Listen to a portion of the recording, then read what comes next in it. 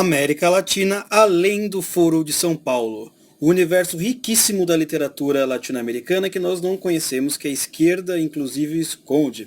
Eu sou o Oliver e hoje nós iremos falar sobre literatura latino-americana, de Cuba e de vários outros lugares da América Latina, certo? Eu só vou dar dois avisos para vocês, tá?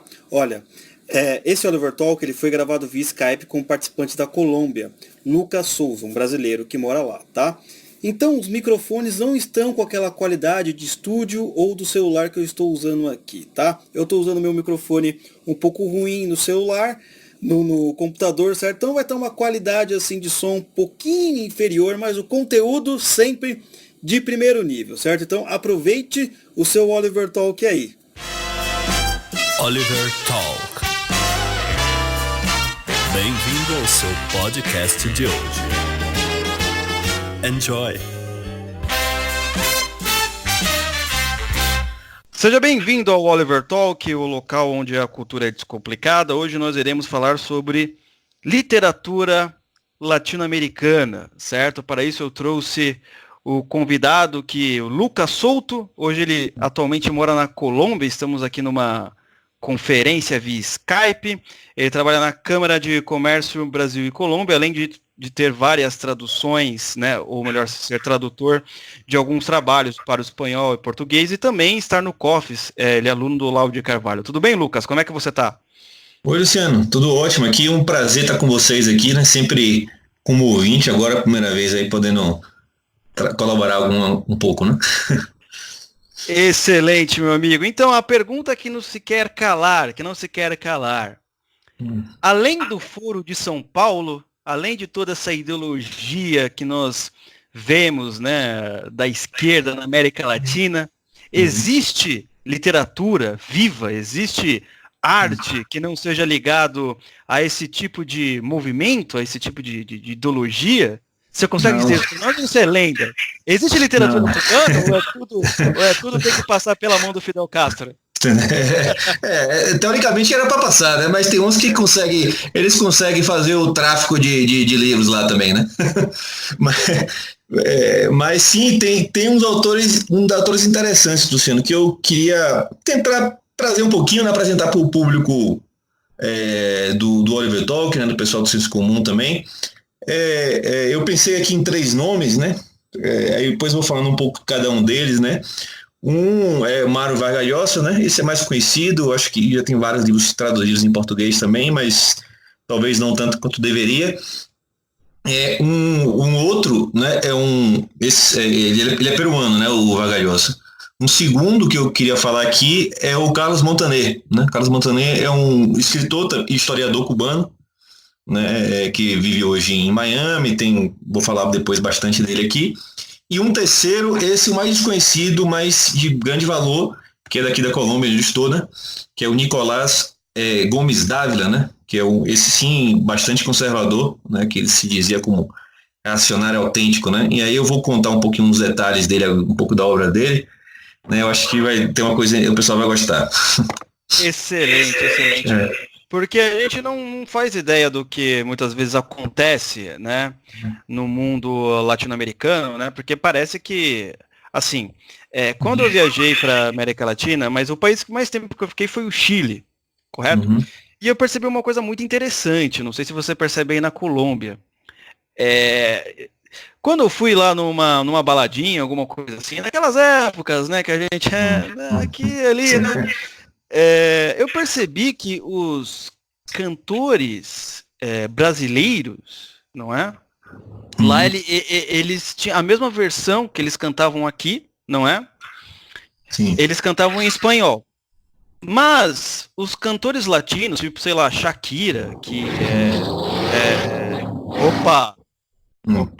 Os cantores latinos, como Shakira, eles cantavam em inglês pro Brasil, né? A música que era sucesso era em inglês, e para a América Latina, o espanhol, castelhano, sei lá, né? E é interessante, parece que existe uma barreira aí da língua, talvez, eu não sei, talvez você saiba explicar melhor, que faz que a gente não tenha muito contato com a América Latina, né? Porque parece que o brasileiro, ele não sabe o que está acontecendo, né? Parece que a gente meio que outro Outro povo. continente, né? Parece que os latinos são, assim, olhando de fora, tá? Claro, Parece claro. que os latinos, eles são envolvidos pelos mesmos problemas, né? Eles Uhum. conseguem, né, vamos dizer assim, talvez seja língua, não sei. Você consegue perceber essa diferença? Você sabe o que seria isso? Não, Né? claro, existe uma barreira, obviamente a primeira barreira é linguística, mas mais do que linguística, cultural, né? Que não chega mesmo não. Eu acho que de lado a lado chega muito pouco, né? Chega muito pouco. Você pega na Colômbia, só chega basicamente Shakira, né, e Gabriel Garcia Marques, que ganhou um Nobel, né? Uhum. Mas chega muito pouco. Claro, você tem, obviamente, algumas barreiras geográficas, inclusive, né, os Andes e a Amazônia, que nos separam um pouco deles, né? Mas a conexão do Brasil maior realmente ainda é com a Argentina, né? Do Chile chega, de certa forma, em termos de cultura, alguma coisa que chega na Argentina, chega depois lá, entendeu? Eu me lembro que eu cheguei a morar também, eu tô morando no Japão, mas eu cheguei a morar na Argentina quando era mais novo, fiz intercâmbio lá de uns 5 meses, e era engraçado que tocavam as músicas lá, que naquela época eu não tocava, tipo, que tocava no Brasil 5, 10 anos antes, né? Uhum. Hoje eu imagino que deve ser um pouco mais rápido. Mas existe realmente um desconhecimento mútuo, né? É uma ignorância, eu acho que de ambos os lados, né? Chega muito pouco de um lado ao outro, né? Chega muito pouco de um lado ao outro. Infelizmente, assim, às vezes chega, às vezes coisa muito ruim, né? Por exemplo, aqui na feira de livro, por exemplo, eu estava aqui na feira de livro aqui de Bogotá, né? Dei uma passada lá no stand do Brasil e lá estavam, né? A cultura do Brasil, mas realmente não muito interessante, né? Lá tava cheio de livro de Paulo Freire, né? Tinha lá tinha lá um livro daquele Luciano Coutinho falando de economia, o cara que acabou com o BNDES, né? Tinha livro de Massa Tiburi, sabe? Na Feira do Basta te Livro. lembrar dela. Meu Deus. Foi um negócio assim realmente terrível, entendeu? Espero que eu Espanhol? ajude. É o quê? Esses livros estavam traduzidos para o espanhol. Estavam sendo vendidos no stand do Brasil, né? Mas em português, né? Aí já é o pessoal que tem mais interesse no Brasil, mas Ufa. não tinha Ufa, pelo uso, né? menos poupamos o mundo hispânico das nossas porcarias, né? Poupamos isso, mas daqui a pouco eles vão traduzir. Mas assim, você já viu algum autor clássico brasileiro traduzido? Tipo, sei lá, Machado de Não. Assis? Não. Os clássicos Zen, né? Isso aí sim. Isso aí isso é mais universal, né? Isso você encontra. Não é difícil. Você pegar o Machado de Assis, Guimarães Rosa, né? Tudo isso, assim, pro pessoal de letras, né? Pessoal mais especializado, você acha. E de livro, assim, que vende, assim, realmente, que você acha fácil pro mercado comum, aí realmente é Paulo Coelho, né? Mas é o que chega, né? Mas, claro, sempre chega outras coisas, mas os clássicos, sim, principalmente esses que eu te falei, né? Mas eu estava tentando ajudar aqui a criar essa conexão, né? Tentar vamos falar com o pessoal do David, né? Editorial, né? O pessoal da LVM também, outras editoras, né? mais à direita no Brasil, para tentar trazer ocupar o espaço aqui, né? Trazer, porque eu acho que dá para vender. Eu tô na luta aqui para tentar trazer o Olavo para o mercado hispânico, né? Começando bastante possível aí. Olavo para o mercado hispânico seria interessante. Mas, assim, por exemplo, você conhece alguém, assim, algum autor, assim, no mundo hispânico, atualmente, né? Eu sei que a gente está fugindo um pouco da nossa pauta, porque a gente está conversando, né? Sei. E fez, de alguma maneira, essa quebrou a hegemonia, como o Olavo quebrou no Brasil?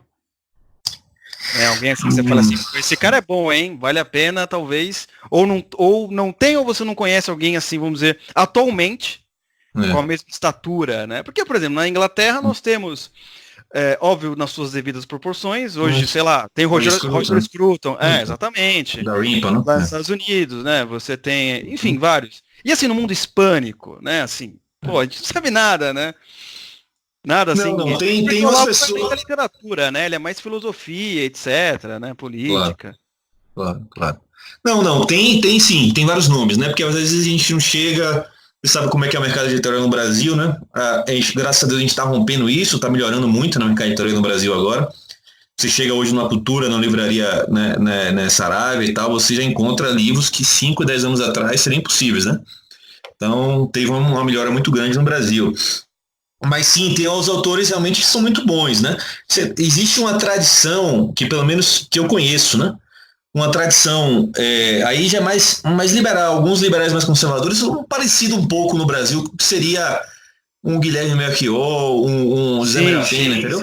Nesse nível, entendeu? Eu não diria no nível de Olavo, tal, mas eu acho que nessa proporção, né? Que já tem um impacto interessante, né? Obviamente, Mário Vargas Llosa, porque ganhou um prêmio Nobel, né? Então, e já foi candidato a presidente, né? Tudo isso, né? Então, é uma pessoa que tem um peso enorme, né? No Peru e no mundo inteiro, né? Então vamos começar a falar sobre ele. Então. Vamos começar a falar sobre o Mário Vargas Llosa. Llosa, exatamente. É que é o doble L, né? Que é igual o nosso LH, é o Llosa, né? Llosa. Eu já li algumas coisinhas dele sobre crítica literária, mas nada do que uma ou duas críticas, assim, nada que eu possa falar com propriedade, né? Coisa pequena. Bom, do Llosa, Luciano, e ouvintes aí do Oliver Talk, o que é que eu queria fazer uma breve biografia dele aqui, né? Ele é peruano, né? Ele nasceu em 1936, né? Ele já foi de esquerda, né? Ele foi de esquerda, inclusive, uma nota de rodapé aqui interessante. Ele fez parte do Conselho da Casa das Américas, né? Você já ouviu falar no Conselho da Casa das Américas, não? Nunca ouvi falar. É bom saber agora e levar essa informação para os ouvintes do Oliver Talk, porque é o seguinte, nada mais nada menos do que um órgão de propaganda e de informação cubana. Maravilha! Então é bom saber e tal. E claro, eles mobilizam, né, na verdade, os autores, né, escritores de toda a América Latina, ajudam, financiam, publicam livros, né, tudo isso. Casa das Américas, depois você procure. Eu descobri isso lendo para o meu trabalho aqui do mestrado, né, eu estou fazendo sobre a interferência cubana lá na Venezuela, e eu li um monte de fontes, né, uma das fontes que eu achei, eu consegui achar um arquivo desclassificado da CIA de 84. Olha, e nesse artigo falava bastante da Casa da América, eu comecei a investigar e procurar. Aí depois é interessante vocês olharem lá, o mais curioso aí, olhar quem deu o prêmio, né? Eu acho que Jorge Amado ganhou no Brasil, enfim. Vários comunistas aí, toda a América Latina ganharam bastante prêmio aí por eles, entendeu? E ajudavam a mobilizar todo esse mercado literário, né? E ele chegou a fazer parte dos anos 60, né? Ele era bem de esquerda. Mas realmente ele rompeu, né? É aquela pessoa, quando você é de esquerda, na verdade, né? Você é novo e você tem honestidade intelectual, a tendência é que você deixe de ser, né? Então, aconteceu isso com ele, né? Então, ele ficou chocado com algumas coisas no momento, né? Na década de 60 ele ficou sabendo que existia realmente campos de concentração, né, de homossexuais, né? Foi uma coisa que marcou ele na mudança. Em Cuba, Ah, você não sabia? Não, eu sabia. Eu queria saber se era no país dele. Também tinha. Não, em Cuba, né? Em Cuba, não, porque na época todo eu tô dizendo o seguinte, que a Casa das Américas era um órgão de Cuba, mas que atuava também em toda a América, né? Então ele fazia parte do conselho lá, diretivo, ajudava, né, a definir temas, coisas assim. Mas enfim, aí ele ficou sabendo que existia isso em Cuba, né? Aí foi uma coisa chocante para ele, né? Depois teve um caso famoso lá de Cuba também, do Herbert Padilha, né? O pessoal pode procurar também.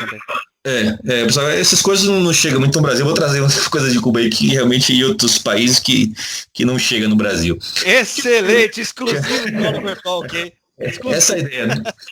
Ampliando os horizontes aqui, ampliando o nosso, agora já sabemos que temos identificamos um órgão de inteligência cubano e tal. Mas enfim, vamos ampliar nossa horizonte de consciência, como diz o mestre Lavão, né? Então, esse Padilha era um poeta que era comunista, né? Era extremamente apoiador da causa e tal, mas ele começou a ver o caos, né? Ele estava dentro, né? Ele via lá matando os outros, né? Paredão, todo tipo de violência, que é um regime que começou totalitário, né? Autoritário. Porque Cuba, na verdade, a gente não tem que ver apenas como uma ditadura, né? Porque foi a pior ditadura, né? Na verdade, Cuba é a ditadura totalitária, né? Esquema stalinista, né? Você pegar qualquer ditadura de direita, até as mais sangrentas, né? Que é a da Argentina e do Chile, do lado de Cuba são as mocinhas, né? Ninguém fala nada, né? Ninguém fala nada, né? Sempre fala assim, quando é para falar de Pinochet, né? Ou de Videla, que realmente mataram muita gente e tem que ser falado, né? Mas de Cuba eles sempre abaixam a bolinha, né? E que realmente matou bem mais, né? Os números de Pinochet variam de 3 a 10 até 20 mil, né? De Fidel Castro chega a 100 mil, né? Então, fácil. É fácil, né? Tranquilo. Dos números mais conservadores, né? Conservadores entre aspas, conservador no sentido não de político, mas no sentido de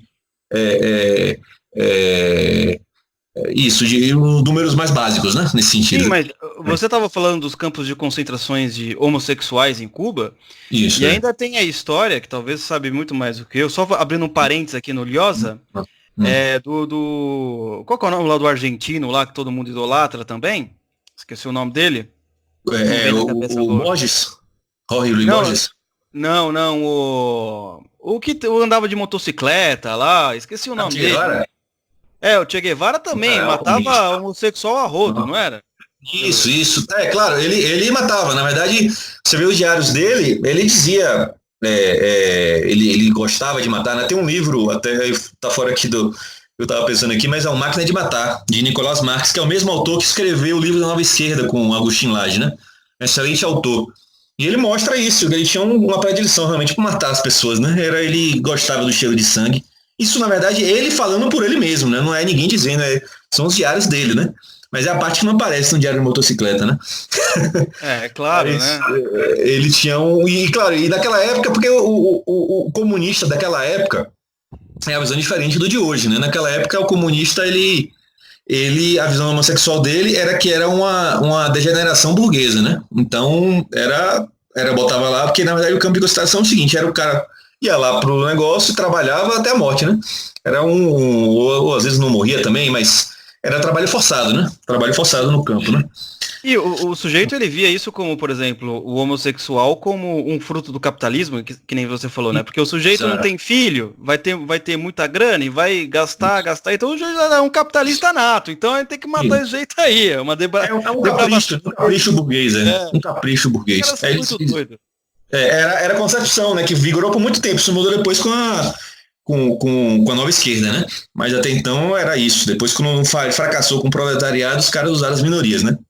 Mas enfim, voltando aqui a Lhosa, né? Esse breve histórico assim, né? A questão biográfica é bom saber, né? Ele foi candidato a presidente no Peru, na década de 90, ele perdeu inclusive para Fujimori, né? Ele ficou em segundo. Esse negócio, por exemplo, do Peru, eu não entendo muito dessa coisa política. No caso, quem que era o de esquerda, do direito, os dois eram de esquerdas, né? Na época... Não. Lá realmente você tinha Fujimori, que era uma direita mais populista, né? Uma direita mais populista. E você tinha ele, que era liberal. Direita liberal, centro, entendeu? Que era Vargas Llosa, né? E aí mas ele era liberal no sentido esquerda americana, você tá falando? Não, é liberal mais amplo até, entendeu? Ele é um liberal que transita em várias ele transita muito bem com realmente o liberalismo clássico, né? Ele é o Paulo Guedes. Ele é o Paulo Guedes.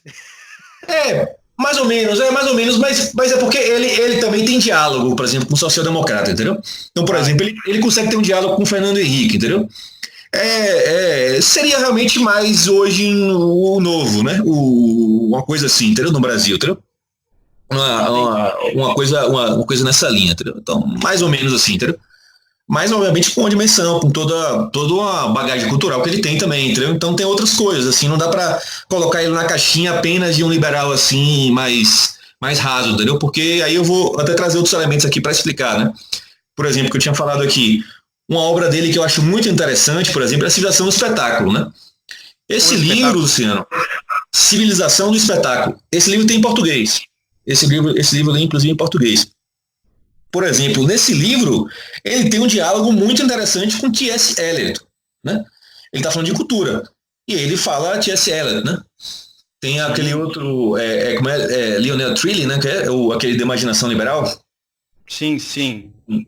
Que acho que vem até não sei se era Realizações ou na Vídeo, não sei. Que ele também dialoga muito com eles. Então, por exemplo, ele tem um ataque muito forte nesse livro ao desconstrucionismo, entendeu? Foucault, Derrida, entendeu? Ele ataca, realmente mostra que esse excesso, né, esse que vem feito do desconstrucionismo, deixando tudo relativo, realmente não faz bem para a cultura, né? E também ele fala da questão da cultura como entretenimento, né? E como isso tem sido ruim, na verdade, né? Então, é um livro que eu recomendo a muitas pessoas, é um livro de ensaio, entendeu? Esse é um livro de ensaio que eu acho interessante as pessoas lerem, porque é um livro de ensaio dele mais cultural, entendeu? Mais cultural e que tem uns insights muito interessantes. Tem uma coisa mesmo, por exemplo, dessa questão, né, que a gente falou desse elemento de sexualidade de Cuba, mas que ele fala, e que eu acho uma posição muito, muito interessante, cara, que ele fala que a questão da sexualidade devia voltar para a esfera privada, entendeu? E ele critica isso, acho que esse livro é de 97, dos anos 90, finais dos 90. Ele critica essa questão da como se tornou muito, muito pública, né, a questão da sexualidade e da intimidade, entendeu? Eu acho uma postura muito interessante, não sei, na época que eu li marcou um pouco me marcou um pouco isso, porque é isso, sabe, eu acho que o homem, de certa forma, ele vai se animalizando, né, quando a sexualidade vai virando algo público, né, porque é para ser algo privado, íntimo, né, então... Com certeza. Eu acho um insight bacana que o Lhosa traz, né? É só você perceber, por exemplo, nas eleições, assim, o sujeito, ele vai lá se candidatar e tá falando do que ele vai fazer. Ele não fala o que ele vai fazer. A primeira coisa que ele fala, eu sou mulher. Eu sou gay. Eu não sei o quê. Tipo, ele primeiro apresenta a sexualidade dele como motivo para você votar. Não se o cara é honesto, o cara é bom, entendeu? É basicamente isso, né? Claro, e essa bobagem, né? Porque, por exemplo, você fala da feminista nesse caso, né? A feminista vota na mulher. Não, bota a feminista para votar na Tati, né? Ela não vota na Tati, né? Exatamente. Bota a feminista para votar na Campanholo. Eu voto na Campanholo, faço campanha pro Campanholo e Campanholo, entendeu?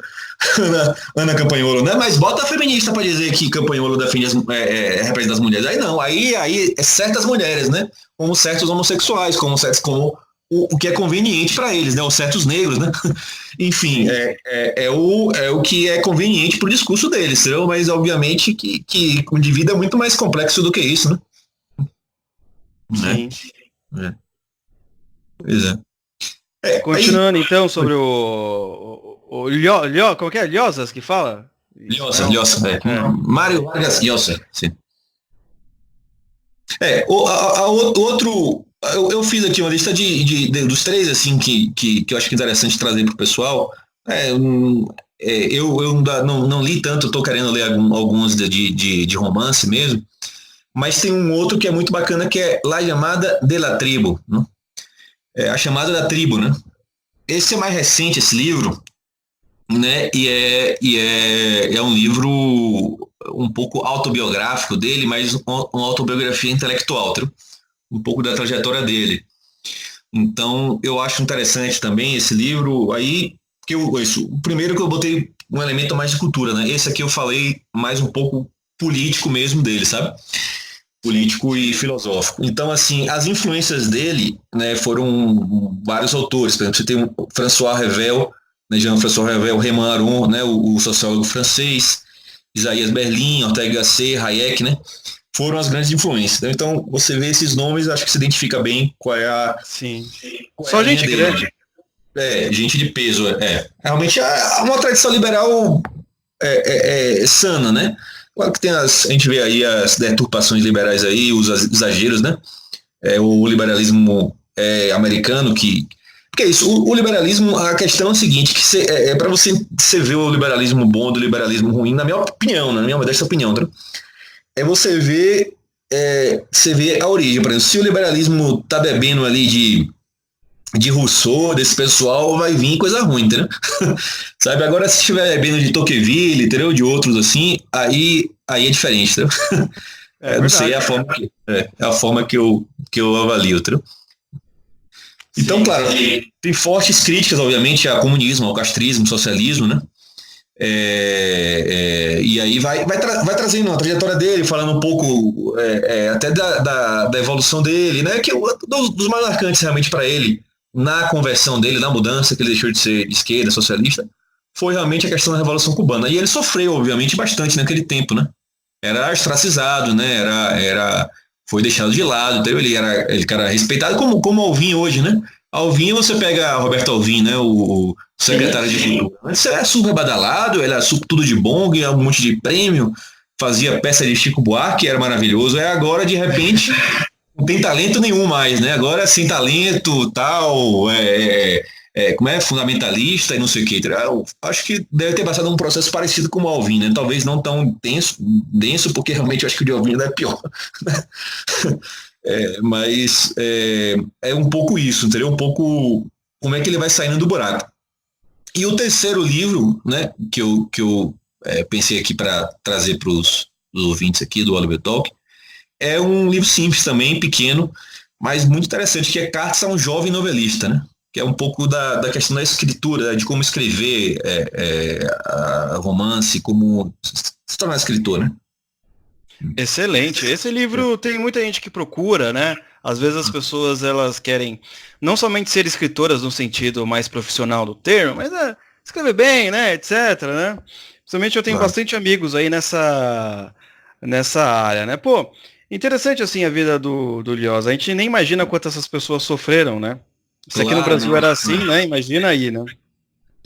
Não, claro, com certeza essa ruptura, né, com a esquerda sempre gera esse conflito, né? E o bacana, mas o bacana assim nesse livro, sabe, Luciana, que é o seguinte, eu li esse livro, né, todo e foi interessante para mim, para refletir umas coisas, porque o bacana desse livro é que ele não tem esse ranço que tem hoje, né, que é aquele que o Eric Bloom critica e tal, esse ranço desse progressismo, que tudo tem que falar de minoria, de não sei o que, não. Ele fala, tipo assim, como compor o personagem, entendeu? Como compor a questão do cenário, a questão do tempo, né? Como é que vai ser o deslocamento do tempo na história, sabe? São coisas que para todo mundo vai funcionar. Tem um conceito que ele fala da boneca russa, né? Isso é legal, tipo assim, você começa a tentar materializar isso na hora que você está escrevendo, entendeu? Que aí você tem uma história, dentro da história tem outra história, sabe? Que vai puxando, entendeu? Então, coisas, de certa forma, mais universais e, de certa forma, algumas coisas até mais técnicas, né? E práticas para a pessoa desenvolver a escrita dela, né? Sim, é muito interessante porque hoje, você tem que ter ideologia em tudo, inclusive na técnica. Isso me lembra a entrevista de não um colega, nem um amigo, mas é um escritor que eu admiro muito. É o Evandro, não o Evandro aqui dos nossos podcasts, mas o Evandro Afonso, né? Ele falou que um dia ele estava numa entrevista, né? E o entrevistador perguntou, né? Tava ele, né? Tava o Evandro, mais um sujeito que também estava sendo entrevistado e o entrevistador, né? Portanto, são 3. E o entrevistador perguntou lá pro outro sujeito, qual que é o papel do escritor? Aí ele começou a falar, não, porque é consciência crítica, não sei o que, das massas, das minorias, e todo aquele papo que a gente já conhece. Claro. Aí o entrevistador perguntou pro Evandro, qual que é o papel do escritor? Aí o Evandro, bem, para mim o papel do escritor é uma 4 branca. É o suficiente. É isso aí, justamente. Mas é verdade, é aquele seguinte, aqui é somente a técnica que importa, mas a galera, ela quer tirar totalmente a técnica e incluir ideologia, e sai os caras escrevendo errado, ou enfim, filhotes do Paulo Freire, né? Ou escrevendo daquela maneira que ninguém entende, né? Mas é isso. Eu acho que... Desculpa.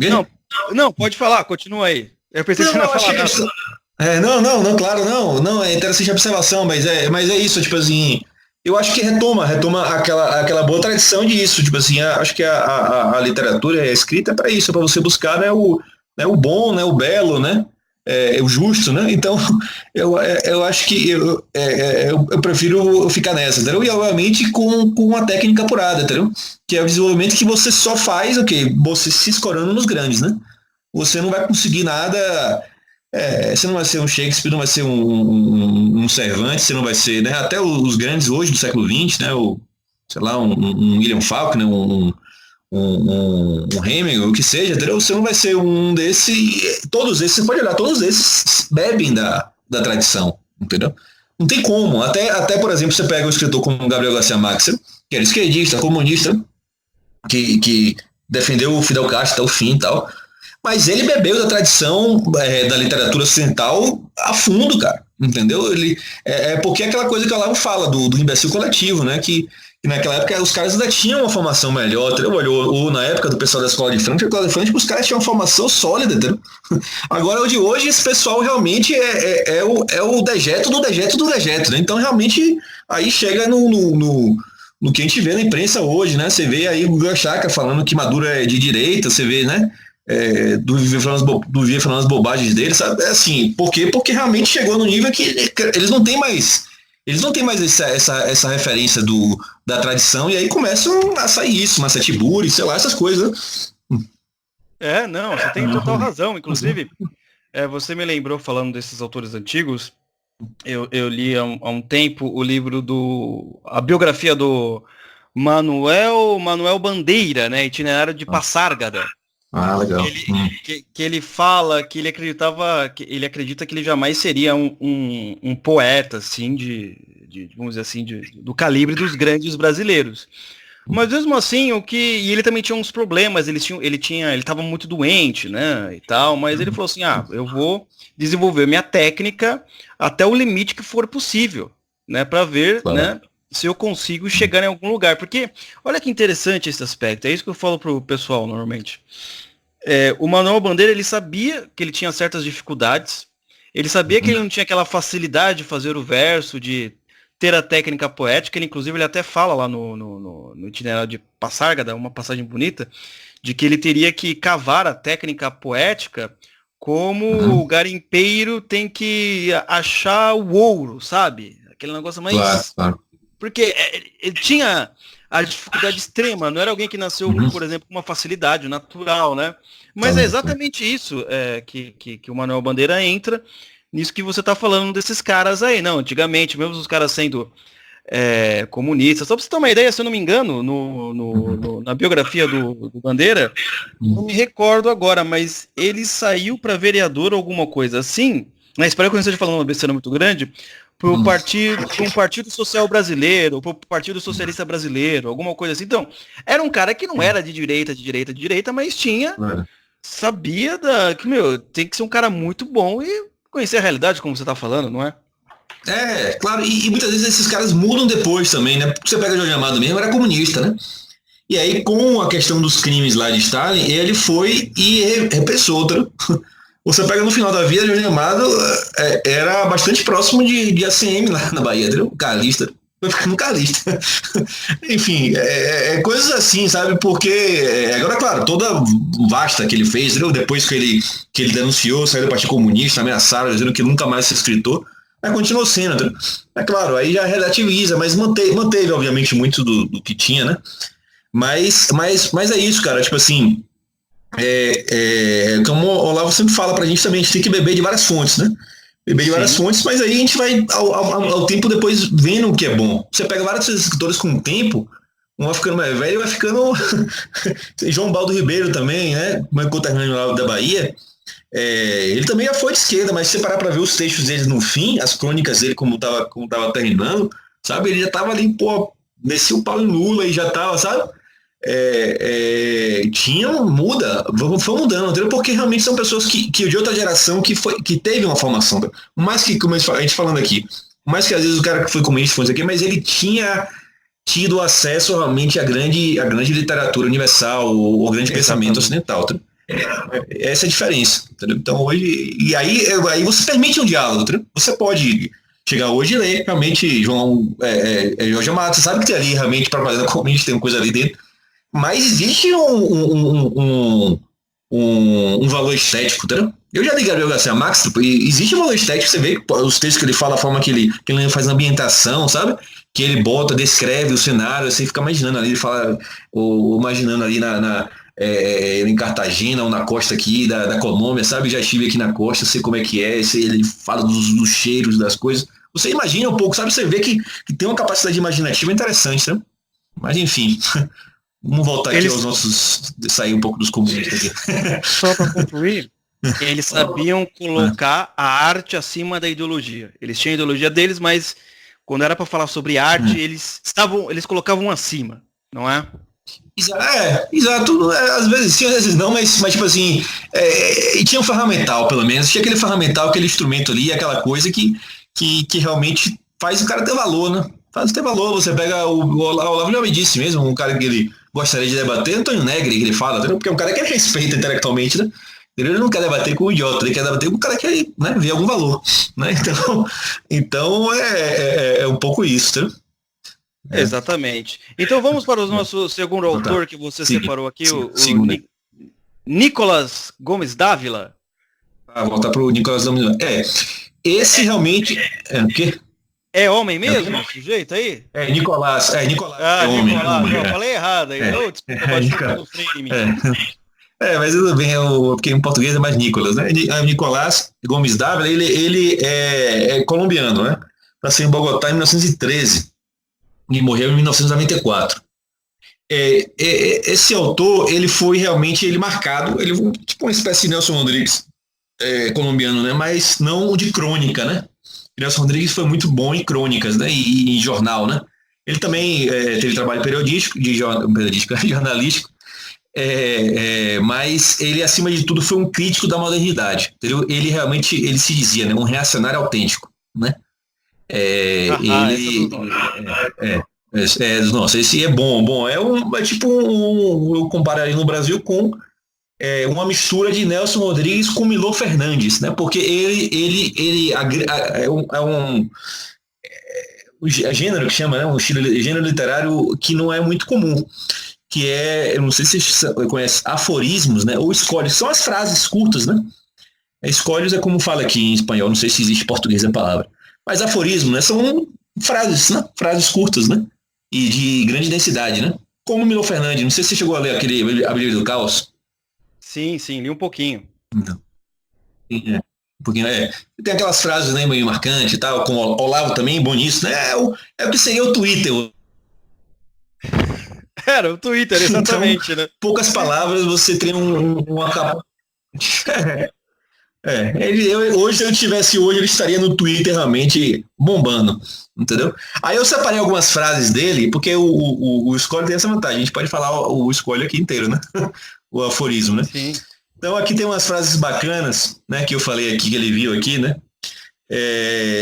Aqui, por exemplo, as ideias de esquerda, né, geram as revoluções, né? E as revoluções geram as ideias de direita, entendeu? Sabe? Faz sentido. E outra que interessante que eu achei também, ele falou o seguinte: cada dia fica mais fácil saber o que devemos desprestigiar, né? O que o moderno prestigia e o que o jornalista elogia. Então, é o que acontece hoje, basicamente isso que a gente fala, né? A gente até brinca dizendo, se a imprensa tá a favor, a gente tem que estar contra, não é? Exatamente, Nicolás Gomes Dávila já estava à frente do tempo aí. Visionário. Visionário aí, esse título. Aí, por exemplo, o que ele fala, né? A mentalidade moderna não aprova, senão um cristianismo que renegue a si mesmo, né? Então, são, né, frases de impacto, ciência crítica, né? Realmente feroz a coisas modernas, né? Ele foi um crítico forte do Concílio Vaticano II, né? Ele queria que as missas continuassem sendo em latim. Então, mas é um personagem... Esse é raiz mesmo, entendeu? Entendeu? Então aí os autores aí recomendam aí quem busca, né, Nicolás Gomes Dávila, né? Que foi mais isso, escolhos, né? Acho que tem coisa de jornal, de imprensa também, obviamente, de analisando, né, o dia a dia, as coisas, né? E teve uma coisa similar ao Olavo. Ele tem uma coisa na biografia dele que é curioso também, né? Talvez por isso aí a proximidade, né? Que ele teve doença também quando era jovem, né? E ficou muito tempo na cama. Eu acho que foi pneumonia, se não me engano, não sei. E ele ficou nesse tempo lendo literatura clássica, né? Então, que maravilha. Um pouco da experiência de Olavo também, né? Que ele teve que vem pro bem, justamente. Então, eu acho interessante trazer para o público, né? Um pouco dele aqui para conhecer, principalmente, né, os ouvintes do Oliver Talk mais conservadores, né? Mais pensamento mais cristão, né? Eu acho que vale a pena conhecer ele. Inclusive o próprio Olavo também já falou que foi o grande filósofo da Colômbia, tá? E já falou aqui, acho que falou algum lugar, não me lembro onde foi, né? Mas já me disseram que ele respeita bastante Nicolás Gomes. Acho que foi um amigo meu aqui que conhecia o Olavo. Tem que ver Então, se tem algo em português, né? então, Porque eu tô olhando aqui fica a na recomendação, Amazon, né, nesse quem momento quiser. não tem absolutamente nada. É mais, entre aspas, ele é mais obscuro, né? Mas é porque eu conheço aqui deixa eu ver se eu botar o nome para você depois exato, porque você pode estar escrevendo com alguma letra errada, né? Não sei. Um L, um Z aí, não sei. Não, mas Vou tranquilo, mandar para fiquei você aqui. interessado. Vou mandar para você aqui depois no Skype, você dá uma olhadinha aí para buscar. Mas os escolhos, né, que são os aforismos, né? Esse você acha fácil, se encontra aqui alguns. Tá mandando para você também aqui, tem uns bem bacanas, tá? Então, mas é isso. Palavras, né, frases de impacto curta com valores transcendentais e valores eternos e com a doutrina cristã realmente bem forte, né? Isso é basicamente a contribuição de Nicolás Comitaglia, né? Esse é comunista e demônio. Não, você vai lá, faz a oração dele todo dia aí e não entra nenhum comunista em sua casa, bicho. Você bota um desse no Twitter e no Facebook e já sai na mesma hora os 10 comunistas. Se é que não tem, acho que não tem mais nenhum no seu Facebook, né? Mas se tivesse, sairia. Se tivesse, sairia. Né? Excelente. Agora nós temos um outro aqui que você separou também, é o Carlos... Alberto Montaner. Alberto Montaner? Quem é esse? Em espanhol seria Carlos Alberto Montaner. Em português pode falar Carlos Alberto Montaner, né? Também, né? Carlos Montanha. Carlos Montanha. Montaner. Montanha. Mas nos íntimos aqui, nos íntimos. Pois é, Montanha. Eu fazendo um podcast lá sobre Chesterton, eu confundi o nome dele, saiu errado. Eu pensei em Chesterton, saiu Gerson. Aí os ouvintes começaram a me zoar, né? Eu agora só chamo de Gerson, agora vai ser Carlos Montanha. Montanha, né? Mas montanha, mas não da Sierra Maestra, né? De outra montanha, então. Opa! Não pode ser da Sierra Maestra, que essa aí foi de Fidel Castro. Foi lá que ele fez a revolução. Depois iremos falar sobre esse então, também. Posso fazer os comentários? Onde do Montaner, então? Fidel Castro fez o Fidel Castro fez a revolução. Mas então, vamos falar sobre o Carlos Montaner. Como que foi a vida dele? O que ele fez? O que ele escreveu? Como é que é aí, Lucas? Pronto, Montaner, cara, ele foi um cara que nasceu em 1943, né, de mãe professora, pai jornalista. Ele se formou depois em literatura em Miami, né, como todo bom cubano, e fez mestrado em Porto Rico, né. Vivenciou, claro, no início, né, todo mundo apoiava a revolução, todo mundo achava que ia ser lindo, obviamente depois, mais rapidamente, né, ele não demorou muito não, tá? Saiu e viveu boa parte do tempo, né, entre Estados Unidos, né, em Miami e Espanha, né. E ele, claro, tem uma contribuição muito grande como escritor, mas também como historiador, né. Tem alguns livros dele que são muito bacanas, né. Tem um que chama Viaje al Corazón de Cuba, né. Esse eu acredito que não tem em português. Seria Viagem ao Coração de Cuba, que seria uma história, né, de Cuba, né, uma história de Cuba não marxista, né, um pouco mais assim, mais literário um pouco, mas uma história de Cuba, entendeu? Então, história recente, explica a revolução, traz elementos, por exemplo, de como era Fidel Castro, né, explica as origens, né, porque o pai de Fidel Castro, por exemplo, né, o pai de Fidel Castro era galego, né, da Galícia, do norte da Espanha, ali no norte de Portugal, e ele veio para morar em Cuba, que na época Cuba realmente ainda era dependente, né, e Cuba ainda era parte do Império Espanhol, né, foi o último a sair, e saiu na Guerra Hispano-Americana em 1898, né, finalzinho, né, do século XIX, né. E o que acontece, nesse momento, ele vinha como representante da Espanha, né? E a independência cubana, né, foi uma independência com apoio dos americanos, né?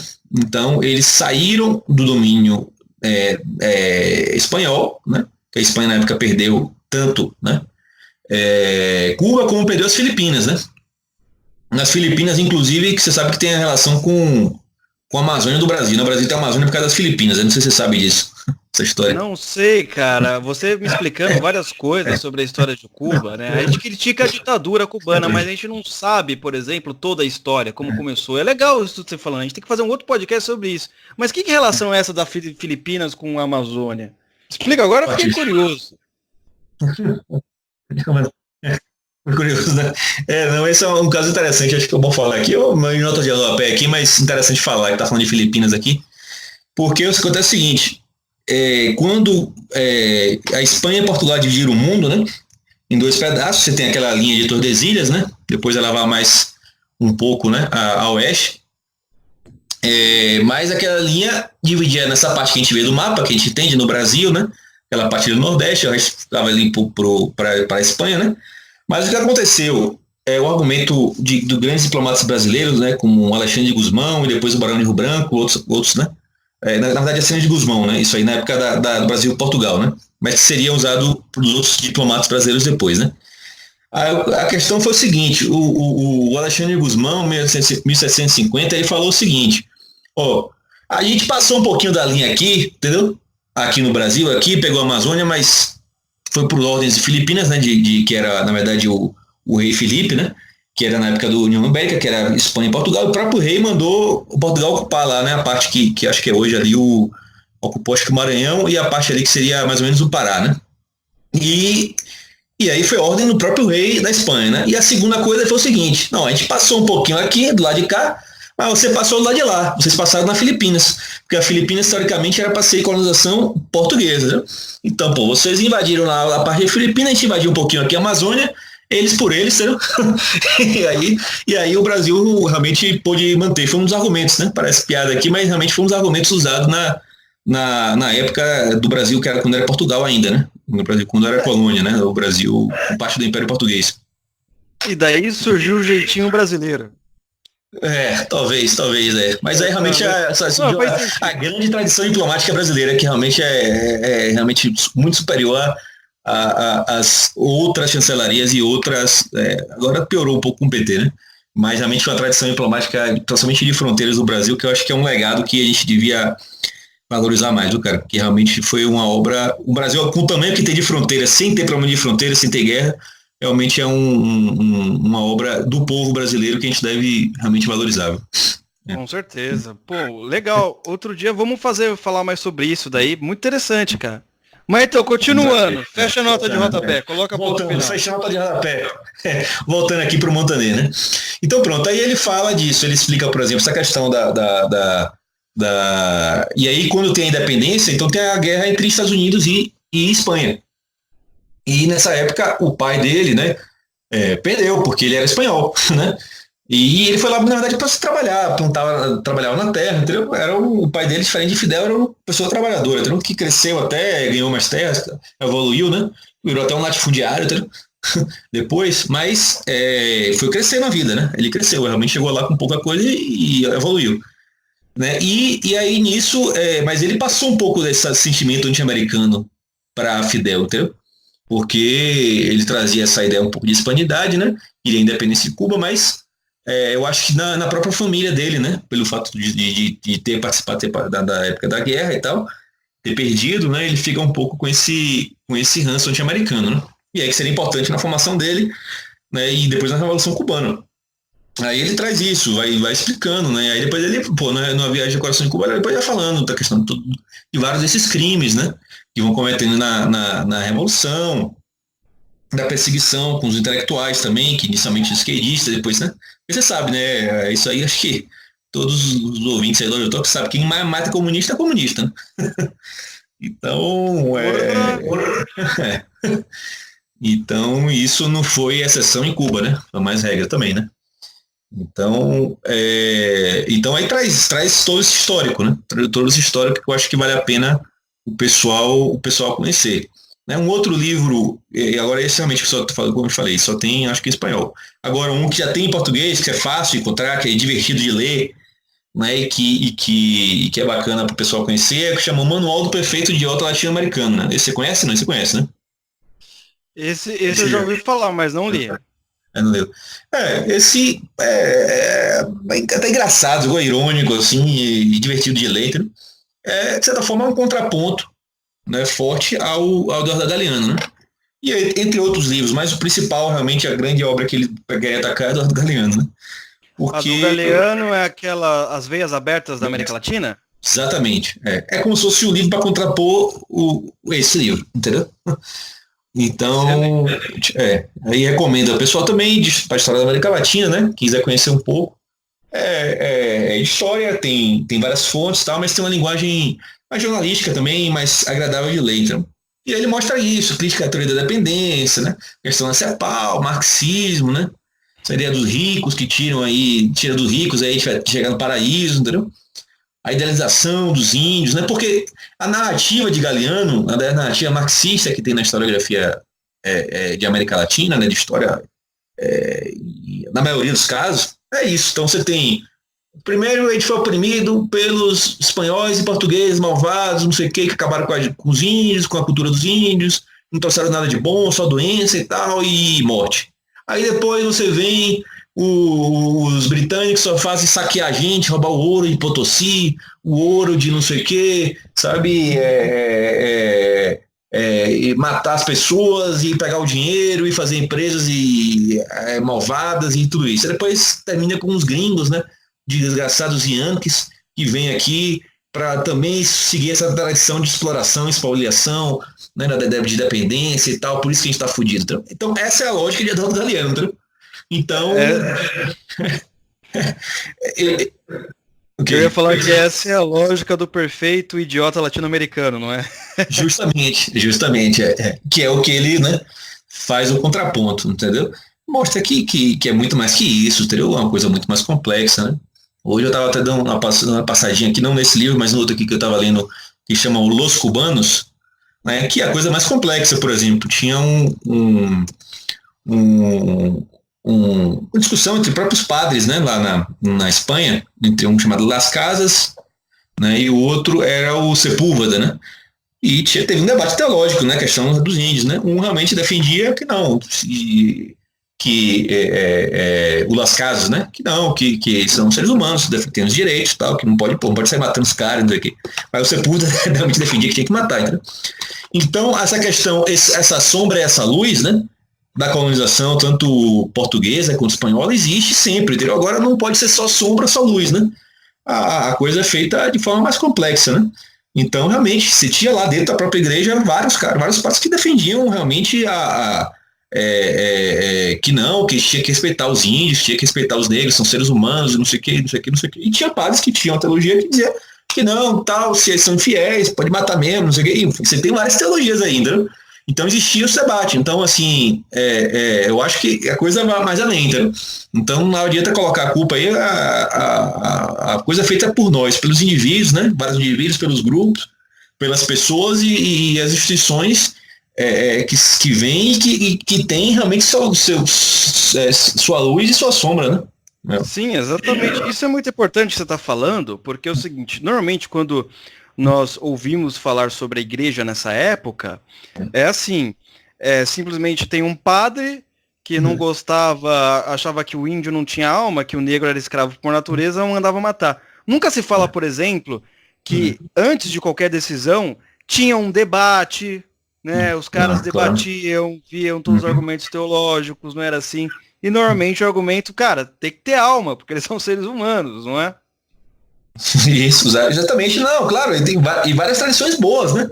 Porque você pega quem foi contra Las Casas, né? Foi contra a violência, entendeu? Você pega, por exemplo, qual é a base de direitos humanos na sociedade hoje? Que o pessoal não fala. Claro que você tem a escolástica e tudo isso, mas quem vem da escolástica é o Francisco de Vitória, né? E Francisco foi um intelectual, um teólogo, né, espanhol importante, que ele escreveu sobre isso, que não pode, precisa ser humano, isso aí é lei de Deus, ponto. Que você pega, se você vê, né, muitos anos depois, né, nos Estados Unidos, o Martin Luther King, ele usa o cristianismo como base contra a escravidão, entendeu? Nos debates da escravidão no Brasil, várias das fontes eram a própria cristandade, entendeu? Então, porque tem lá também, entendeu?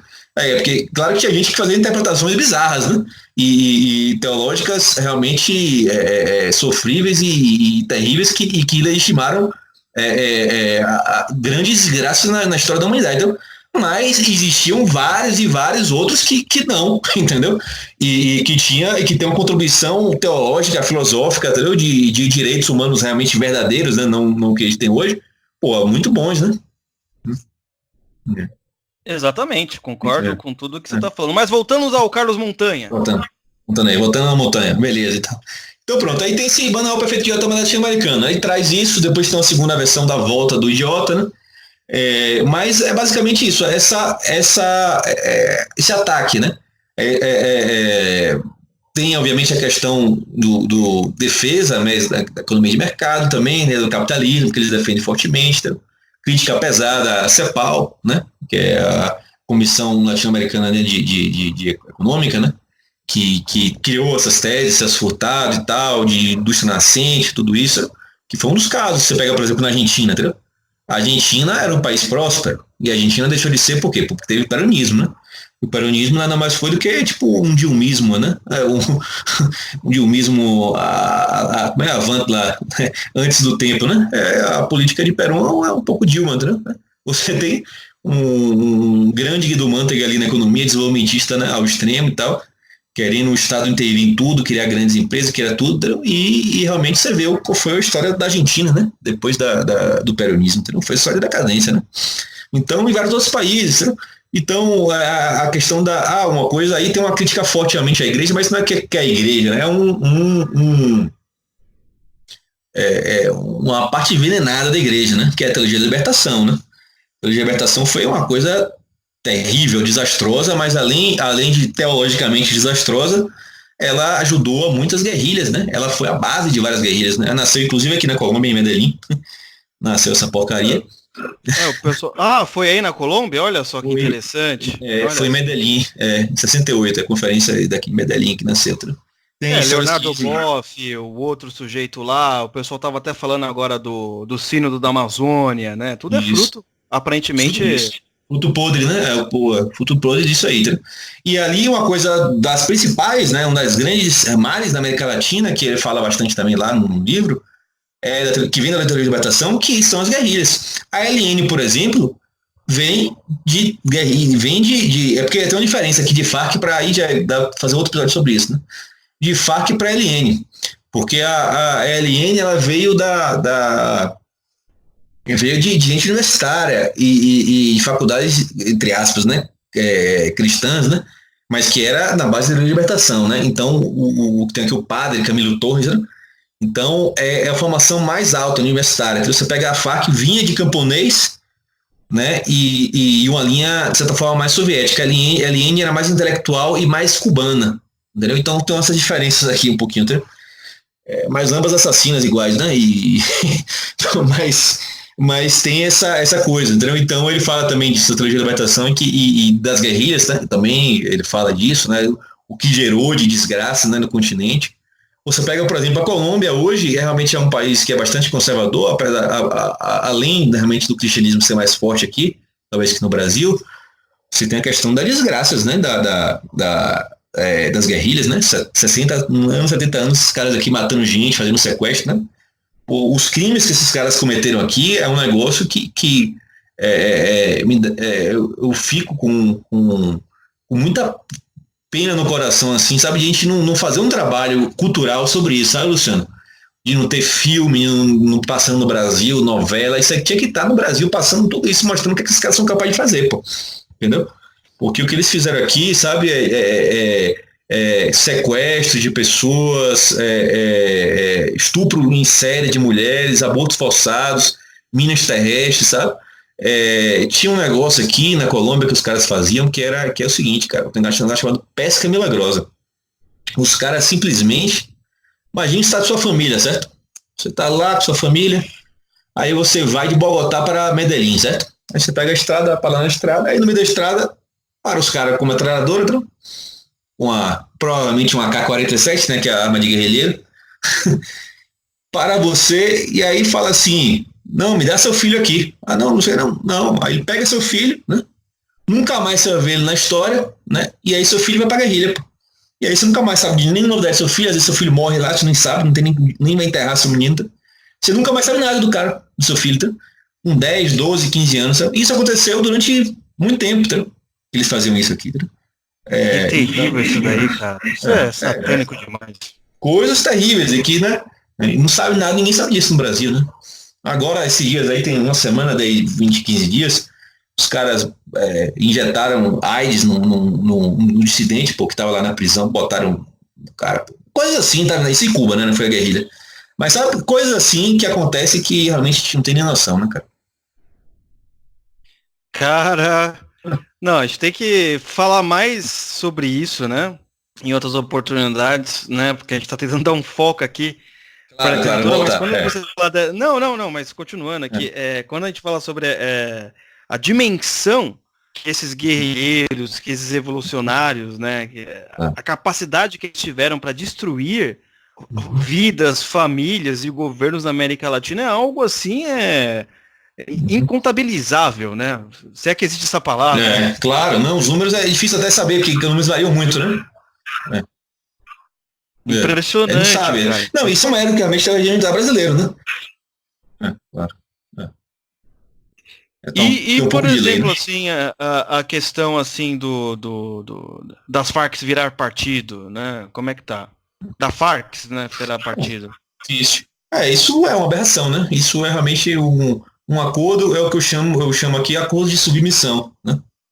Acordo de submissão. Foi um acordo realmente louvado aí na comunidade internacional, né, pelos globalistas e comunistas e tudo, mas realmente uma coisa assim bizarra. Por exemplo, tem hoje, né, um excelentíssimo senhor, acho que não sei se é senador ou se é deputado, né? Que é chamado, o apelido dele é Tornilho, né? Tornilho, né? Ele simplesmente, cara, foi caracterizado por estuprar em série, né? Meninas e meninos também, inclusive, né? Criança, né? 10, 12 anos, sei lá, coisa assim. E hoje agora, vou até confirmar aqui, não sei se é senador ou é presidente pela Câmara, tá? Um cara que comete crimes assim contra a humanidade, como ele, né? Então, pessoas desse tipo, né? E aí eles foram 5, né? 5 para Senado e 10 para representante, que é o deputado, direto. E aí botaram pessoas desse nível, entendeu? Então, esse cara que tem uma fundação, que eu depois até queria pedir ajuda das pessoas aqui, quando começar a escrever lá no Brasil Sem Medo, eu quero ajudar muito a promover essa fundação, que é uma fundação chamada Rosa Blanca. É uma fundação de mulheres, né, que denunciam os crimes cometidos pela Farc, né, mulheres que foram estupradas, né, várias e várias vezes obrigadas a fazer aborto, né, e elas dizem que eu encontrei o nome dele, chamado Carlos Lozada, alias, né, que chama o apelido Tornilho, né? Então, tem denúncias delas, né? E aí o que acontece, cara? Tem até uma coisa terrível que aconteceu recentemente, além disso, além do fato em si, né? Que tem uma jornalista muito, muito valente aqui, muito aguerrida, né? Chamada Vanessa Vallejo. E ela, nos programas dela e nas redes sociais e tal, chamou, o estuprador, né? O emeritismo do deputado estuprador, né? Carlos Lozada, né? O que acontece? A justiça aqui na Colômbia obrigou ela a se retratar, e ela disse que não vai se retratar, né? E ela sofreu muitas ameaças. Ela está morando hoje nos Estados Unidos, em Washington, porque senão ela pode morrer, né? Então, coisa muito séria, entendeu? Então, assim, além de um escroque desse, né? Um monstro desse, e estar como representante, como um deputado, né? No Congresso, a pessoa não pode nem chamar de estuprador ou estuprador. Entendeu? Então, além disso, né? Imagine duplo, né? Um monstro desse está no Congresso e você não pode dizer o que ele é. Né? É realmente um absurdo. Né? Verdade. Meu Deus. E você tem. Agora voltando à coisa boa da Colômbia. É a Colômbia que a gente está falando, o Carlos Montanha. Você tem algo mais a falar sobre ele? É Cuba. Ah, é Cuba. De Montaner, É que a gente já... Já mudou tanto, já estamos viajando pela América Latina mais Já que o mudou Che tanto, Guevara. tá mais que ele, sem a botinha, sem a botinha. É, não, aí uma coisa curiosa que eu trouxe aqui para uma nota de rodapé também para botar pro pessoal aqui, que tem num dos livros, né, de Montaner que eu fiz questão de trazer aqui, é o seguinte, o plano Marshall, né, contabilizado, foi gastado 11 bilhões de dólares na época, né, porque, claro, o valor da época era diferente. Eu vi, segundo, eu peguei duas fontes aqui que ele cita, né, o Montaner, um economista chamado Carlos Mesa, né, ele fala que em Cuba foram gastados 65 bilhões. E uma outra historiadora russa fala que foram 100 bilhões. Né? Ou seja, a União Soviética gastou tanto dinheiro, né, isso uma obra de Montaner que ele fala, né, gastou no mínimo 6, no máximo 10 vezes mais do que gastou no plano Marshall. Né? E o país continuou fudido, né, na merda. Né? Imagine, bicho, como é terrível realmente esse regime, né? Os caras receberam uma bolada do soviético que usaram para fazer propaganda ali. Mas mesmo assim, bicho, mesmo assim, os resultados foram pífios, né? Esse é o comunismo, né? Esse é o comunismo, Então é assim, porque o número, né, que é bem realmente grande, né? E que eu queria trazer isso aqui para o pessoal ter essa ideia, né? Um momento também importante para a gente saber um pouco da história de Cuba, né? Que ele fala também, é o que eles chamam do período especial, né? Que é a década de 90, quando deixa de entrar. Vou falar desse período especial em uma outra notória também, eu falo aqui que é importante o pessoal ter em mente também. O período especial foi o período que basicamente a União Soviética parou de mandar dinheiro, né? Acabou lá, né? Caiu o muro de Berlim, depois a União Soviética dissolvida em 91, né? Então acabou o dinheiro, né? Acabou o dinheiro. É que nem o pessoal, os artistas da Rouanet hoje em dia no Brasil, né? Acabou, secou a fonte. Pronto. Aí aconteceu o período especial, crise braba. Nesse período, não lembro a data, de 92, 93, eu acho que é 96, eu acho que o período de 4 anos, a economia caiu 50%. Foi um negócio assim realmente forte. Então, 40 a 50%, os números variam, né? Mas é para ter uma ideia do que é, né? E claro, recuperou depois com o dinheiro da Venezuela, né? E essa era uma observação que eu queria trazer, porque é um pouco do que ele fala também, que ele é historiador, né? Ele traz algumas coisas. E outro elemento importante para trazer também, que aparece na obra de Montaner, né? É a questão que muita gente no Brasil não sabe, né? Que Cuba, na verdade, é um narco-estado há muito tempo, né? Você sabe Olha disso? só. Não fazia a mínima ideia. Bom, isso aqui também eu vou fazer um crossover aí de Montaner com a minha pesquisa. Viu? Tem um cara que é PhD, né, que escreveu um livro chamado A Droga Vermelha, né, Red Cocaine, que ele fala, ele cita, né, em 82 tem já uma sentença de um juiz de Miami, né, que mostra que agentes cubanos estavam fazendo tráfico de drogas em Miami, né, isso em 82. Mas aí 82 já com confirmação de juiz, né, julgado, né, e que alguns eram do Partido Comunista e alguns agentes de inteligência, né. Em 89, depois, um cara que foi general de guerra, né, que ele ganhou a guerra lá de Angola, a dependência de Angola foi com armas e treinamento cubano, né? Não sei se você sabe também, mas enfim. Já ouviu falar. Eu não sei de detalhes, né? Eu sei detalhes, né? Mas foi feito basicamente por Cuba, né? Cuba realmente a parte militar, de armas e treinamento, tudo isso, né? E esse Ochoa foi o general herói de guerra. E ele foi morto depois de Fidel Castro, né? Sumariamente, porque descobriram, né, que ele tinha relação com o Castro do narcotráfico. Aí ele disse que ele foi traído, né? Agora disse que não sabia, né? Como o nosso Lula, né?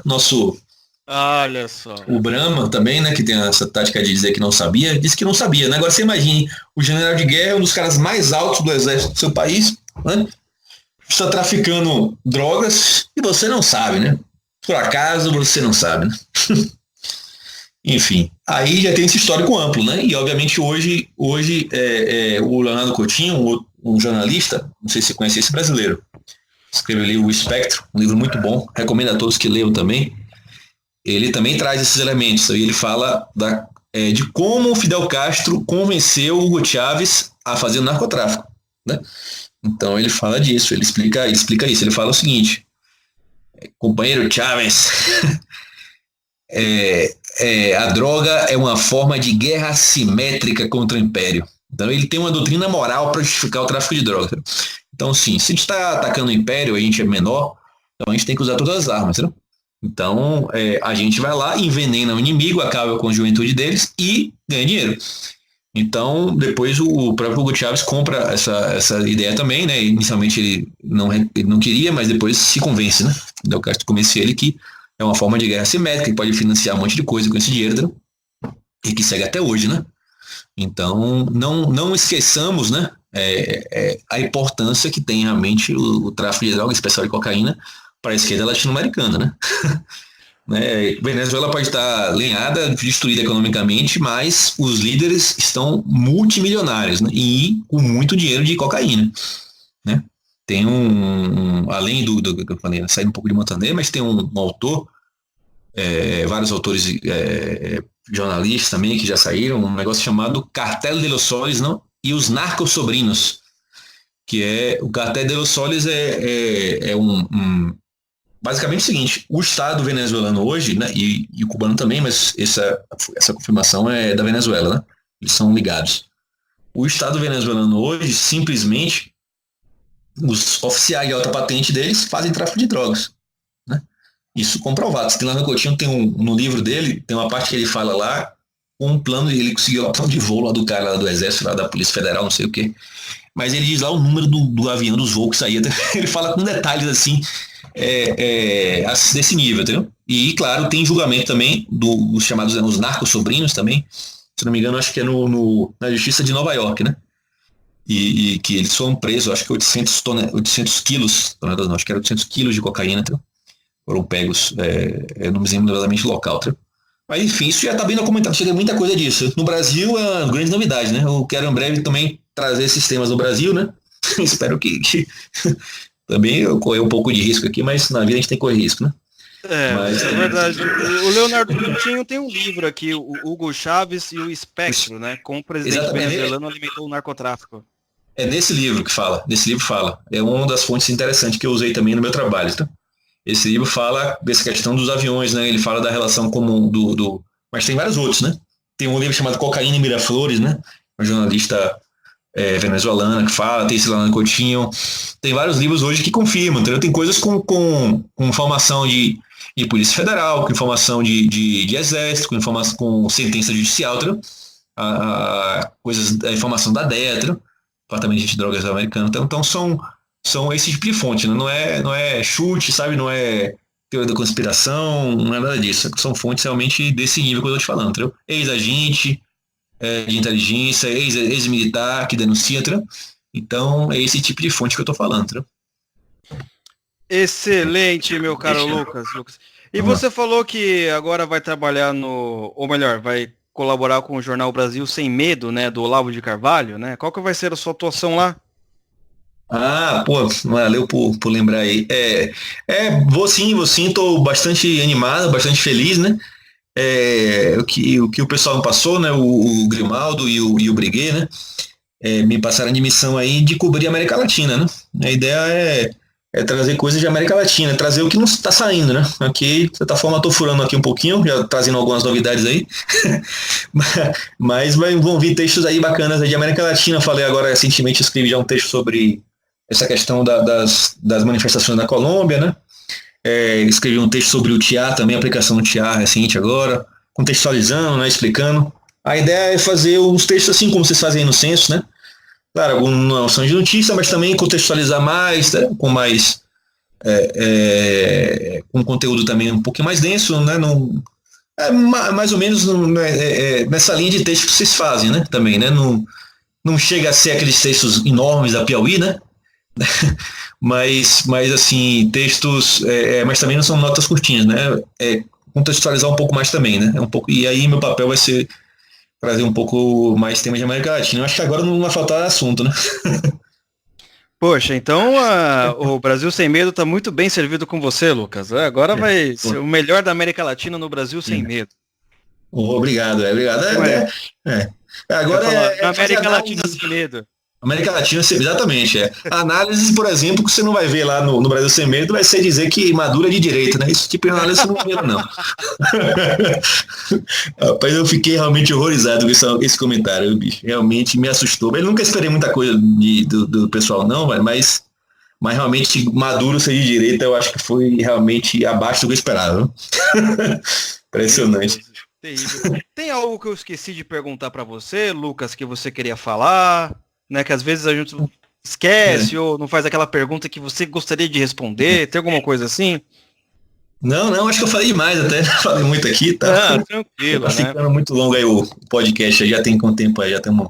Ixi, ela começa, rendeu, né? Não, tranquilo, isso daí fique tranquilo, né? Para quem não sabe, eu conheci o Lucas no CEPAC, né, que ocorreu, ele já ouvia o Oliver Talk e ele me explicou um pouco a história dele, né, que ele morava no Brasil, né, ou melhor, explica um pouquinho a sua história, né, como é que você foi parar aí na Colômbia, se interessou pela América Latina no geral?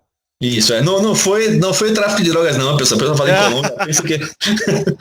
Não, aconteceu o seguinte, eu na verdade, eu tive sempre um sonho antigo, né, de concluir na carreira diplomática, eu estudei por um tempo, deixei de estudar para isso, tinha me formado antes em comunicação social, me formei uma segunda graduação em relações internacionais, com um pouco mais velho, né? Aí me refiz minha vida profissional e tal, e estava bem feliz aí, buscando me inserir bem em relações internacionais. Eu trabalhei em Federação de Indústrias, né? Hoje na Câmara de Comércio aqui, na Câmara de Comércio da Argentina, na Bahia, tive experiências desse curso de inteligência comercial, emissão comercial, essas coisas que eu fiz, né? Mas paralelo, eu sempre tive muita presença com política, né? Especialmente a partir de 2013, né? Que eu vivenciei muitos movimentos pelo impeachment, né? Fui conhecendo o pessoal mais liberal, o pessoal mais conservador, né? E vivenciava aí e transitava bem nesses grupos, né? E pronto, e aí eu quando estava fazendo essa segunda faculdade, Relações Internacionais, que eu tinha tido alguma experiência de trabalho na área, aí eu falei, não, eu quero ter uma experiência de trabalho agora, mas na minha área em outros países, né? E eu olhava no mapa, olhei lá qual país que eu achava que estava mais possibilidade de crescer e tal, e realmente me pareceu interessante a Colômbia, entendeu? Estava bem no início de liberdade econômica, um país que estava, sempre quando eu fazia as pesquisas lá, né, de inteligência comercial, sempre sabia com uma opção de investimento, né?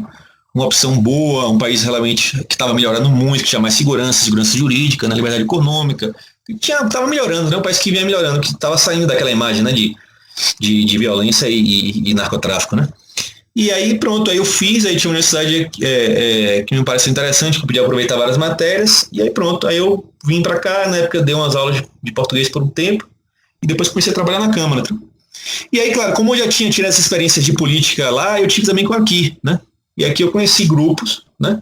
Do pessoal também mais conservador, né? Da Partido Conservador e tal, algumas pessoas sendo democráticos, mais à direita mesmo, e pessoal mais libertário, né? Que eu conheci muita gente aqui, que fiz amizade, conheci muita gente. Então aí eu fui fazendo essa amizade também paralelo, né? As minhas coisas que eu fazia, fazendo essas amizades políticas e também que você, como aquela frase de Olavo, né? Você gosta da mesma coisa e rejeita as mesmas coisas, né? Santo Agostinho, que ele fala, que ele cita, né? Então aí pronto, fui fazendo essa amizade e aí as coisas foram bem para mim, né? Eu voltei para cá, tive essa experiência também na universidade que eu faço, que eu recomendo a todos, eu terminei agora o mestrado ontem, né? Felizmente tirei nota máxima. Parabéns. Obrigado, cara, obrigado. Com esse trabalho, né? Que falei dos mecanismos de controle, né? De Cuba na Venezuela. E, cara, para mim a experiência aqui também do mestrado, para mim foi muito boa, cara, porque assim, eu nunca tive essa experiência no Brasil, sei lá, normal, sabe? Tipo assim, eu tive professor de direito, professor de esquerda, professor de centro, professor de tudo, tá? E falava minhas coisas, e normal, sabe, defendia Bolsonaro na sala de aula, e, sabe, e podia fazer, sabe, normal, sabe, não era, porque eu fazia isso no Brasil, era um monstro, né, fazia isso no Brasil, todo mundo era contra mim e tal, eu ficava sozinho mesmo, e ali, não, faço, defendo, e tá bom, mais uma opinião, sabe, é normal, legítimo ele fazer isso, e claro, nesse meu mestrado tem lá um foro cubano, cara. Entendeu? Então meu orientador era um cara que é do foro cubano, mas não é que nem no Brasil, não, pô. É um foro cubano que denuncia os crimes da ditadura cubana, entendeu? Não é pra ficar falando bem, não, pô. Entendeu? Essa é a diferença, entendeu? Então, realmente, não é que nem no Brasil, que você olha e depois sugiro a você, todos os ouvintes aí do Oliver Talk, olhe qualquer centro de estudos latino-americano, de uma cidade federal, ou até privada no Brasil, veja como é que é. Tudo vai estar lá contra embargo, contra não sei o quê. Você não vai ter nenhum dizendo lá contra a violação de direitos humanos de Cuba, entendeu? Contra a ditadura cubana, entendeu? Contra o genocídio de Fidel Castro, contra... É o que fala na minha faculdade, né? Então você tem lá um foro cubano que mostra isso. Aqui tem aí trouxeram os caras falar de economia. A economia cubana é um desastre, não sei o que, uma merda e tal. E aí traz pessoas que falam disso, da parte política, direitos humanos, entendeu? Aí essas coisas de mulheres também trazem, então. Mas enfim, então, e aí eu fui tendo essa experiência também aqui mais acadêmica, né? E aí pronto, eu já como estava estudando bem esse tema, tô com essa intenção de estar escrevendo um livro sobre esse tema, né? E aí fui conhecendo, já conhecia, né, pelo COF, né, conhecia algumas pessoas, conhecia o chefe da milícia, Felipe Martins, né? Como vocês falam, o Flávio, né, que você manda o zap, ele nunca responde, né? O chefe da milícia que não responde zap dos outros. Mas depois fui conhecer o Silvio Grimado, conheci algumas pessoas, né? Conheci mais pela internet também, a professora Rafael Nogueira, né? Aí eu fui conhecendo algumas pessoas, né? Conheci a Bruna, a Luísa, enfim, conheci algumas pessoas também em redes sociais, obviamente, né? Conhecia tanto. Mas aí sempre falando, conversando, trocando ideia, falando, né? Sugerindo coisas e tal, e aí fui conhecendo mais gente, e, enfim.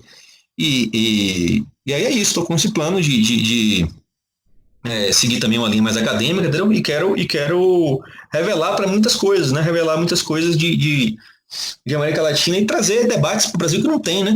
Coisas que não se fala, entendeu? Então, e perspectivas que não trazem no Brasil, entendeu? Eu imagino como é que foi aí a repercussão das manifestações na Colômbia no Brasil? O que foi que falaram aí, o pessoal, a grande mídia e os Guga Chakras da vida? O que é que eles falaram? Nada, e se falaram, deve ter falado mal. Isso porque foi uma manifestação que fizeram da esquerda aqui, entendeu? Aquela coisa genérica, não, mais educação, mais saúde e tal, mas, sabe, você vê que tem uma agenda por trás, sabe? É como teve no Chile, entendeu? Só que aqui a esquerda foi mais incompetente e não conseguiu gerar o caos, como no Chile. Mas, exatamente. Mas a Colômbia está crescendo em 3,5%, 4%, o Chile também, todos os países que mais crescem na América Latina, entendeu? E aí são onde tem as manifestações mais fortes. Por que será? Né? Será que realmente está tão ruim a situação? Ou será que é uma coisa política deliberada? Então, esse tipo de coisa. Entendeu? A Venezuela, cara, nos últimos, acho que 4 anos, a economia deles caiu 60%, pô. Tipo assim, os dados da Venezuela hoje é pior do que a guerra civil espanhola. Eu acho que foi 1936 a 1939, entendeu? O impacto econômico do socialismo, né, na Venezuela é pior do que a guerra civil, pô. Pessoal se matando, entendeu? As pessoas, tipo bandos, né, como foi na guerra civil, né? Você tem os republicanos, né? E os monarquistas lá, né? Que depois foi franquista, né? Lutando entre si, se matando. Você não teve um impacto tão ruim na economia como Maduro no poder, pô. Imagine. Então, agora não, o problema é o Chile. Meu Deus, o Chile está numa situação terrível. Não, o Chile não está numa situação terrível, então o Chile está bem. Agora, realmente, tem grupos organizados que criaram o caos, né? E agora destruíram o governo de Piñera, e Piñera foi fraco também, né? Foi tíbio, foi frouxo e realmente se deu mal, né? Mas, sabe, você vê que o caos está onde? Tá nos países que estão melhorzinhos, né? Eu quero ver se vai ter caos agora na Argentina com o governo de esquerda. Não vai ter. Por quê? Porque é eles que fazem o caos. Entendeu? Então é isso, sabe? É de estabilizar. Você pega agora no Chile mesmo, cara, a perspectiva de crescimento do país já cresceu, já caiu absurdamente, sabe? Subiu o desemprego, economia, investimento caindo. Por quê? Porque o pessoal perdeu a confiança. Isso tem um problema que resvala no Brasil também, entendeu, cara? Então a gente tem que levar um pouco mais a sério essa questão da América Latina, porque as coisas lá, embora a gente ache que não tem impacto, tem impacto.